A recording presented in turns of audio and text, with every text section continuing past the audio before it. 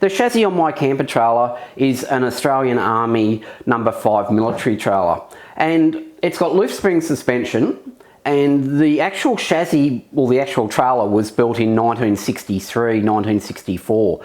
I've got no history of it. I do have another one of these trailers where I have a logbook with history, but the leaf springs in it, I've never replaced the bushes because I've never had a press, but now I do. So today, that's what we're going to do. We're replacing the bushes in this. We've got to press them out, press them in. Stay tuned.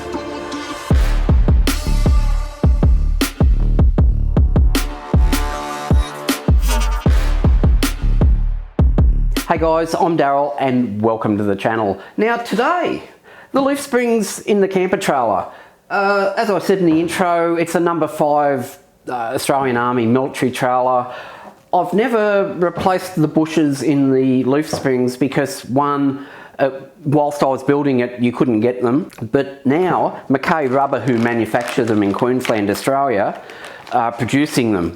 I don't know if they've done a big batch or they're producing them, but they're an S19 code bushing. I got the bushes from Automotive Superstore, which luckily for me is a fairly local thing, so I can pick them up when they come in. They've sourced them from McKay Rubber, and I think they were about the cheapest ones that I could find. Now, these things have come to the end of their life, and they're absolutely had it, so it is time to do them, and it's probably been affecting how this camper tracks behind the car. And lately I thought it's been tracking quite well, so this could be a really good upgrade for it. We've got to press the bushes out, press the bushes in. I have bought myself a present. I've bought a 20-ton hydraulic press, and I've been procrastinating over this for quite a while. A lot of these things, you can buy these quite cheaply now, the 20-ton ones. I didn't want one for bottle jack, and after talking to a lot of guys that are in that sort of industry, it was like, oh, you want one where the head can move from side to side. So that's what I've got. This was about $660 Australian at Hare and Forbes Machinery Warehouse, I think they call themselves. I've already done the back wheel bearings in the Jeep. It was an absolute godsend. The back wheel bearings in the Jeep, you pull the axle out. It's a fairly simple job. You cut through halfway through the bearing and the retainer with an angle grinder, and then just get a cold chisel and belt hell out of them, and they just crack open. And then you just press the new ones on. It's really simple. There's a whole heap of videos out there. I didn't think that I really needed to do a video on that. But this thing, worth its weight in gold, or the $660, because I was getting some quotes on ringing a few guys and saying, oh, I need to press this bearing on, what's it going to cost me? And it was a couple of $100. I was getting quote, you know, 150, 200 bucks. And this thing, 3 times the cost, but it is here now, although my garage is filling up. But yeah, and you could also get a folding attachment for this, which would come in really handy. The folding attachment will do up to, I think, 3 or 4 mil, which if you're making like aluminium trays or the like with folded edges, it would be really good for that sort of thing. Now these bushes have to be pressed out and pressed in. The ones that are in the spring, I don't know how long they've been there for. They could have been there since 1963.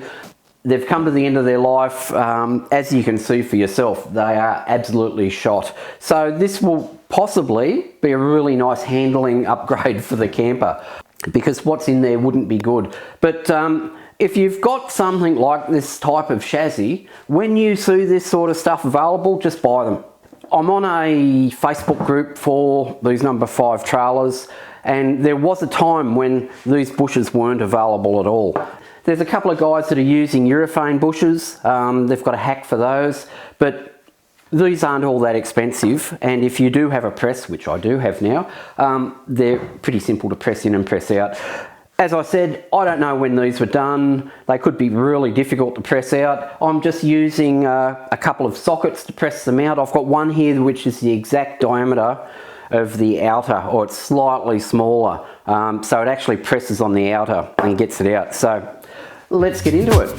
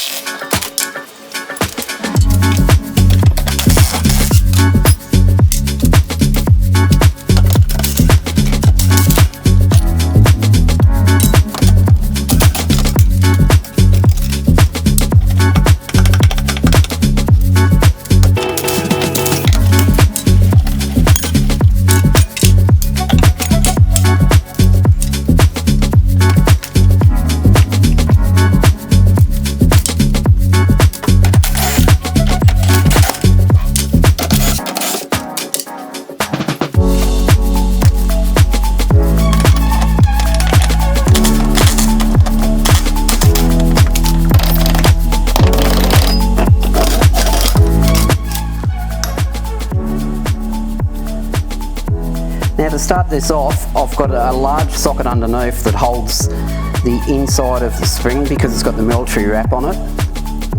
And I've got, I think that's a 19mm socket, and it's perfect for the diameter of the outer sleeve on this bush to push out. So we'll just bring the ram down to that. So just make sure everything's square, and we can start pushing down on that.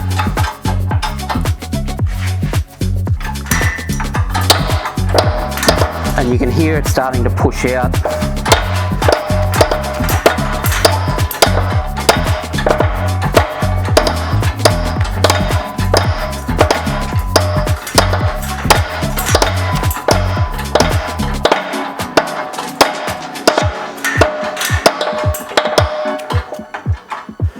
Alright, and that's down about as far as what I can get into this big socket. So we'll take that off, we'll lift the platen, and we'll push it through.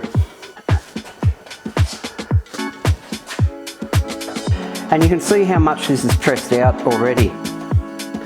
So we'll make sure the platens are close together, and we'll press that.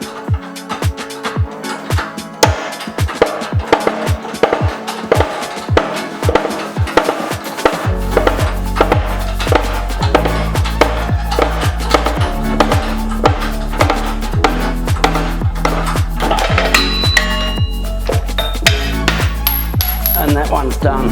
And we can see that this bush is off centre, well past its use by date. But I wouldn't have got that out without the press without a whole lot of problems. Now the height of the spring, the bearing and the socket is about 150. So I'll bring this ram down to that.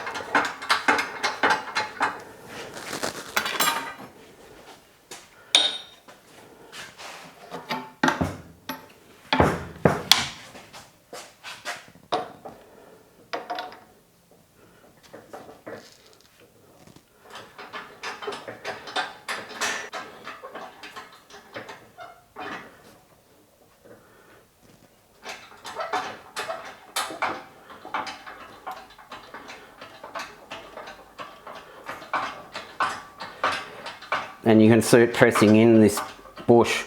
This thing just makes life so much easier. Never had one before, and I don't know how I could be without one now.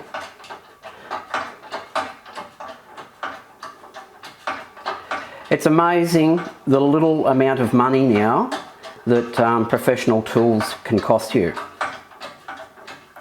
And we just need to press that down so it's level with the outside of the spring, the outer sleeve, and that's about it.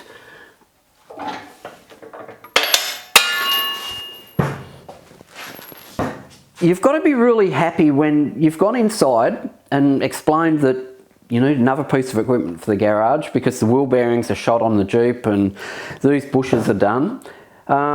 You spend $650, which in the overall scheme of things isn't a lot of money, but it's the type of thing where this will sit here now until next time I need it, which could be quite a while. But when I do need to use it, it's quite a quality piece of gear. And for the money, I mean, I think it's absolutely superb. But it's taken me about 25 minutes to push out the old bushes and push in new bushes on both ends of this spring pack. So less than an hour to do both sides of the camper. I don't have the bushes for the chassis. I didn't order enough. I just thought I'd do the springs because I figured the chassis would be a pain. And from what I read, they are. One guy had a good tip. He said use a blowtorch, melt the rubber around the centre bush and knock that out, and then use a hacksaw or something to cut through the outer bush, and then you should just be able to tap that out. And once that's out, probably a bolt and a couple of plates, and I should be able to, using the rattle gun, I should be able to push that in, hopefully. But that's for another day. At this point of time, I've got all new bushes in all the springs in the camper. They were the ones that were really bad, so you know, it should be a whole lot better than what it was. At this point, let's throw the spring pack into the camper. Today's job's done.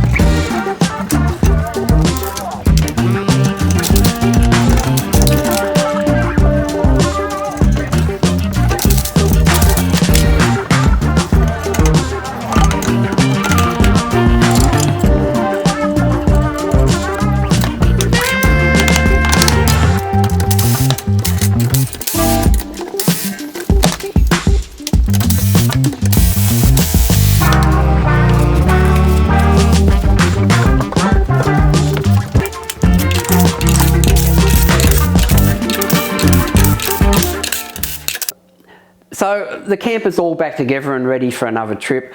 There's sometimes when you come in to do a job in the garage, and whether it's on the Jeep or the camper, and you think this is going to be such an atrocious job, but it turns out to be really good. Today's one of those days. Thank you, Mr. 20 Tonne Press. I think you've had a hell of a lot to do with it.